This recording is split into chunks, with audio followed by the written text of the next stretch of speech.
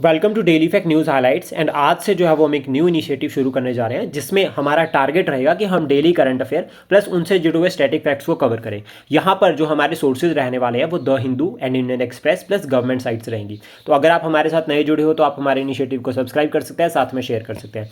तो चलिए डिस्कस करते हैं आज के इंपॉर्टेंट कुछ करंट अफेयर्स। सबसे पहला है बनेरगथा बायोलॉजिकल पार्क। काफ़ी दिनों से या काफ़ी अगर हम बात करें पूरे वीक से जो है वो ये न्यूज़ में रह रहा है, जिसमें ये याद रखना कि ये पार्क जो है वो आपका कर्नाटका में है। यहाँ पर लार्जेस्ट लेपर्ड सफारी इंडिया की अगर हम बात करें, इंडिया लेवल पर, नेशनल लेवल पर लार्जेस्ट लेपर्ड सफारी यहाँ पर इनॉग्रेट किया गया है इस पार्क में। पहले ये जो है वो नेशनल पार्क हुआ करता था, फिर इसके बाद 2004 में जो है वो इसको जो है वो यहाँ पर डिक्लेयर कर दिया बायोलॉजिकल पार्क। उसके बाद हमें जो लेपर्ड के बारे में यहाँ से याद रखना बहुत ज़रूरी है। तो साइंटिफिक नेम है पैंथरा पैराडस। और जो ये लेपर्ड है, जो बिग कैट फैमिलीज़ है, उसमें ये सबसे स्मॉलेस्ट जो है, याद रखना कि जितनी भी बिग कैट फैमिलीज़ है उसमें सबसे स्मॉलेस्ट जो है वो आपका लेपर्ड आता है। नॉक्टर्नल एनिमल है, यानी कि रात को एक्टिव रहता है। मेलेनिस्टिक जो यहाँ पर लेपर्ड है, ठीक है, उसको जो है वो ब्लैक पैंथर कहते हैं। पॉपुलेशन जो है वो प्रीलिम्स के लिए बहुत इंपॉर्टेंट है कि लेपर्ड की पॉपुलेशन कौन सी स्टेट में सबसे ज़्यादा है। तो मध्य प्रदेश में जो है वो सबसे ज़्यादा है, देन उसके बाद महाराष्ट्र, फिर कर्नाटका, फिर तमिलनाडु। तो ये सीक्वेंस हमने यहाँ पर जो है वो साथ में बना दिया है। देन उसके बाद हमारा नेक्स्ट टॉपिक है leader of the house. Leader of the house क्यों न्यूज़ में है? क्योंकि यहाँ पे जो जेपी नड्डा हिमाचल प्रदेश से बिलोंग करते हैं, officially appointed as the leader of the house in Rajya Sabha. Rajya Sabha में अपॉइंट हुए और राज्यसभा जो है वो परमानेंट हाउस है। यहाँ से आपके लिए एक क्वेश्चन है, आपको बताना है कि जो नो कॉन्फिडेंस मोशन है वो राज्यसभा में इंट्रोड्यूस होता है या लोकसभा में, या दोनों में इंट्रोड्यूस हो सकता है। इसका आंसर आप कमेंट बॉक्स में कर सकते हैं। उसके बाद हम यहाँ पर बात करें कि जो लीडर ऑफ द हाउस है इसके बारे में कहाँ पर मेंशन कर रखा है, क्या हमारे संविधान में मेंशन किया गया है या फिर कोई रूल एंड प्रोसीजर है? तो हमारे संविधान में नहीं मेंशन किया गया है। जो ये मेंशन कर रखा है कि rule of procedure of both houses, जो रूल ऑफ प्रोसीजर है दोनों हाउसेज का, वहाँ पर जो है वो इसको मेंशन किया गया है। और यहाँ पे एक साथ में और फैक्ट भी आता है, वो आता है डिप्टी लीडर का, कि जो डिप्टी लीडर है उसको अपॉइंट करता है जो हाउस का लीडर बनता है। जैसे जेपी नड्डा जी बने हैं तो वो डिप्टी लीडर जब अपॉइंट कर सकते हैं, ये अथॉरिटी उनके पास है। रिस्पॉन्सिबिलिटीज़ क्या रहती है लीडर ऑफ द हाउस की अगर हम बात करें तो कंडक्ट ओवरऑल प्रोसेस जितने भी रहती है उसको कंडक्ट करते हैं, मेंटेन करते हैं हार्मोनी को, ठीक है, अपहोल्ड करते हैं, uphold the respect of the Rajya Sabha. यहाँ पर इनका काम रहेगा कि राज्यसभा की रिस्पेक्ट को अपहोल्ड करना, साथ में मेंटेन करना standard proceeding during the parliamentary debate, कि जब पार्लियामेंट्री डिबेट होंगे तो वहाँ पर उन्हें स्टैंडर्ड प्रोसीजर जो है कि आपका प्रोसीडिंग्स है उसको प्रमोट करना है। उसके बाद हम लोकसभा में बात करें, क्योंकि लोकसभा का भी leader of the house important रहेगा। तो लोकसभा में जो है वो लीडर ऑफ द हाउस जो होता है वो जनरली पीएम होता है। ये कन्वेंशन है, पीएम ही होगा। अगर पीएम नहीं होगा तो पीएम किसी को नॉमिनेट करेंगे। इसके बाद जो दूसरा इंपॉर्टेंट थर्ड जो हमारी न्यूज़ आती है वो आती है joint sitting of both houses of the parliament. अब यहाँ पर ये न्यूज़ में भी है, प्रीलिम्स के लिए भी बहुत ज़्यादा इंपॉर्टेंट है। तो आर्टिकल्स तो इनके बिल्कुल भी इग्नोर नहीं करने हैं हमें। तो अगर हम यहाँ पर बात करें, जो हमारे प्रेसिडेंट हैं उन्होंने क्या किया है, रिसेंटली जो है वो joint sitting of the house को एड्रेस किया है। तो सबसे पहले याद रखना कि 18th लोकसभा अभी जब नई बनी है तो उसकी फर्स्ट जो सेशन हुआ उसको एड्रेस किया है प्रेसिडेंट ऑफ इंडिया ने। और जॉइंट सिटिंग का मतलब क्या होगी, जो आपके लोकसभा और राज्यसभाएं दोनों साथ में आकर बैठेंगे। दो तरह की जॉइंट सिटिंग होती है, एक जब प्रेसिडेंशियल एड्रेस होता है और दूसरा जब लेजिस्लेटिव डेडलॉक होता है। दोनों फैक्ट याद रखना, लेजिस्लेटिव डेडलॉक और प्रेसिडेंशियल एड्रेस। जब हम प्रेसिडेंशियल एड्रेस की बात कर रहे हैं तो वो होगा आर्टिकल 87। आर्टिकल 87 में जब हम जाएंगे तो वहाँ पर प्रेसिडेंशियल एड्रेस की बात की जाएगी। अब यहाँ पर भी दो कंडीशंस हैं। पहली कंडीशन जब नई लोकसभा बनेगी, जैसा कि 18th लोकसभा भी बनी। दूसरा सेशन यहाँ पर कब होगा, मतलब दूसरा जो पॉइंट होगा वो ये कि हर साल का पहला सेशन प्रेसिडेंट अटेंड करते हैं और उस केस में जॉइंट सीटिंग होती है। अब प्रेसिडेंट ऐसा नहीं करेंगे कि स्पेशल राज्यसभा में जाएंगे, स्पेशल लोकसभा में जाएंगे, तो वो बोलेंगे कि आप दोनों ही जो है वो यहाँ पर आओ। अब आपको कमेंट बॉक्स में बताना है कि क्या प्रेसिडेंट जो है वो पार्लियामेंट का पार्ट है या नहीं है, इंपॉर्टेंट।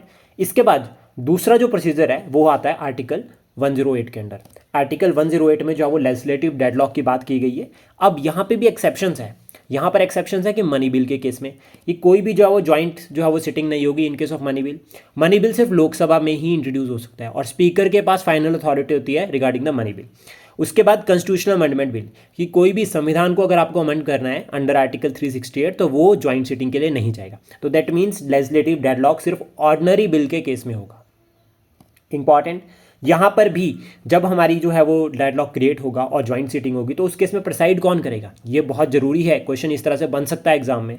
तो यहाँ पर सबसे पहले स्पीकर होंगे, देन उसका डिप्टी चेयरमैन, फिर डिप्टी स्पीकर। आपको कमेंट बॉक्स में बताना है कि क्या राज्यसभा का जो चेयरमैन है वो जो है वो यहाँ पर जॉइंट सीटिंग को प्रिसाइड कर सकते हैं आफ्टर स्पीकर या नहीं। ये भी इंपॉर्टेंट है, स्टेटमेंट वाइज इस तरह से क्वेश्चन एग्जाम में बनते हैं। अब और फैक्ट की तरफ चलते हैं कि इन डेप्थ में हमें यहाँ से किस तरह से जो है वो क्वेश्चन बन सकता है। तो अभी तक कितने बिल जो है वो राज्यसभा में, जो अगर हम बात करें कितने बिल जो है वो ज्वाइंट सीटिंग के लिए गए हैं, तो यहाँ पर 3 बिल जो है वो ज्वाइंट सीटिंग के लिए गए हैं। Dowry prohibition bill 1950, banking service commission bill 1977, prevention of terrorism bill 2002। ये जो है वो 3 बिल जो है वो ज्वाइंट सीटिंग के लिए जो है वो अभी तक गए हैं। तो ये फैक्ट इंपॉर्टेंट है क्योंकि स्टेटमेंट इस तरह से बन सकती है कि क्या जो यहाँ पर बिल है, कोई भी बिल जो है वो ज्वाइंट सीटिंग के लिए गया है, और ये भी जब समझना बहुत जरूरी है कि क्या कोई बिल पास भी हुआ है, क्योंकि अभी इन डेप्थ में क्वेश्चन जो है वो एग्जाम में पूछे जा रहे हैं। देन उसके बाद नेक्स्ट टॉपिक है हमारा रूफटॉप सोलर प्रोग्राम। ये बहुत इंपॉर्टेंट है to promote renewable energy, specially solar energy. जिस तरह से भारत का जो इसमें इनिशिएटिव जो रहा है, और भारत जो अब फोकस कर रहा है क्लाइमेट चेंज को एड्रेस करने के लिए, हमारा ये इनिशिएटिव है। इसमें यूनियन गवर्नमेंट ने इसको लॉन्च किया गया था 2014 में। ईयर याद रखना बहुत जरूरी है, इस बार भी अगर आप एग्जाम चेक करोगे तो वहाँ पर क्वेश्चन है। टू प्रमोट सोलर इंस्टॉलेशन यहाँ पर टारगेट है। टारगेट जो हमने रखा है यहाँ पे, ठीक है, सोलर इंस्टॉलेशन के अंदर, कि हमें जो है वो 100 गीगावाट तक जो है वो पहुँचना है बाय 2030। तो ये डाटा आपके मेंस में लिखने के काम आ सकता है। तो इंस्टॉलेशन कैपेसिटी की टारगेट हमारा कितना है, 100 गीगावाट टारगेट है बाय 2030। टॉप परफॉर्मिंग स्टेट्स की बात कर लेते हैं, क्योंकि फैक्ट तो हमें याद रखने हैं प्रीलिम्स के लिए। तो गुजरात जो है वो अभी तक सबसे बेस्ट चल रही है, उसके बाद महाराष्ट्र और फिर आपका राजस्थान, ये तीनों जो है वो अभी तक थोड़े बेस्ट चल रहे हैं। फोकस जो है वो इस रूफटॉप सोलर प्रोग्राम के अंदर हमारा जो वो ये है कि हमें क्या करना है, एनर्जी इंडिपेंडेंस बनानी है। एनर्जी इंडिपेंडेंस कैसी, दैट मीन्स कि फार्मर के पास सोलर एनर्जी होगी तो वो खुद से किसी के ऊपर, दूसरे के ऊपर डिपेंड नहीं है एनर्जी के लिए। साथ में डिसेंट्रलाइज एनर्जी प्रोडक्शन, फार्मर, एक छोटे से फार्मर, फिर डिस्ट्रिक्ट, स्टेट, इस तरह से प्रोडक्शन होगी अगर, तो क्या होगा, इसको डिसेंट्रलाइज स्ट्रेटेजी बोलते हैं। और ये जो डिसेंट्रलाइज्ड वर्ड है ये बहुत ज़्यादा इंपॉर्टेंट है रिगार्डिंग एडमिनिस्ट्रेशन। सस्टेनेबल डेवलपमेंट को ये प्रमोट करेगा, और रूरल इलेक्ट्रिफिकेशन, जहाँ तक बिजली नहीं पहुँच रही है, अब सन एनर्जी तो है, सनलाइट तो है, वो हर जगह पहुँच रही है, ठीक है। एक्सेप्शन है कि पेड़ बहुत ज़्यादा है, वो एक नॉर्मल आता है, और वो भी कनॉपी सिस्टम वहाँ पर बनता है। लेकिन जो आपका यहाँ पर रूरल इलेक्ट्रिफिकेशन है, उससे क्या होगा यहाँ पे कि जहाँ पर इलेक्ट्रिसिटी नहीं पहुँच पा रही है सन एनर्जी से सोलर रूफ के थ्रू, वहाँ पर इलेक्ट्रिसिटी पहुँच सकती है।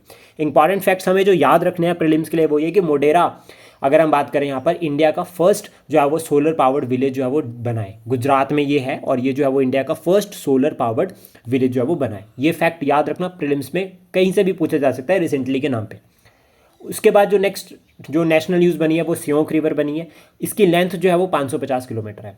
ये इंडस रिवर की जो है वो सहायक नदी है, दैट मीन्स ये ट्रिब्यूटरी है इंडस रिवर की। और कहाँ पर है, कहाँ पर फ्लो करती है, नॉर्दर्न लद्दाख में। याद रखना, नॉर्दर्न लद्दाख की यहाँ पर जो बात की जा रही है।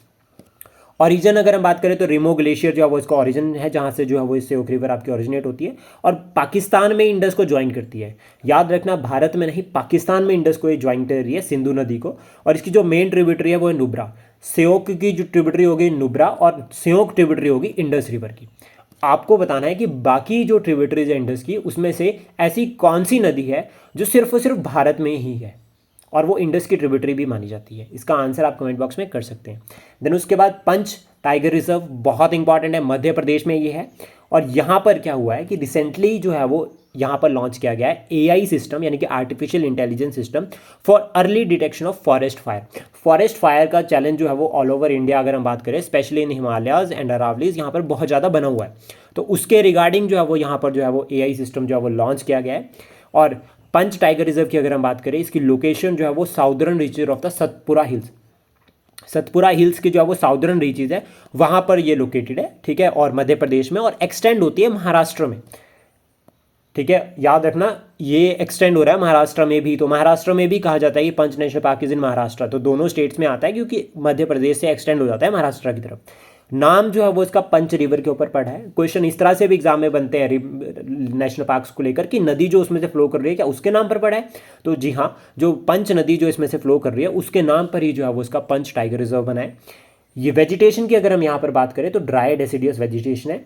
फ्लोरा अगर हम बात करें यहाँ पर टीक, साग और महुआ जो आपको यहाँ पर मिलेगा। फौना की अगर हम बात करें तो टाइगर, नीलगाय, सांबर, चितल, ये इंपॉर्टेंट है जो यहाँ पर मिलते हैं।